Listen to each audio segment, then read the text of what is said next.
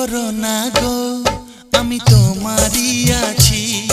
এ জীবন মরণে আমি তোমায় ভালোবাসি।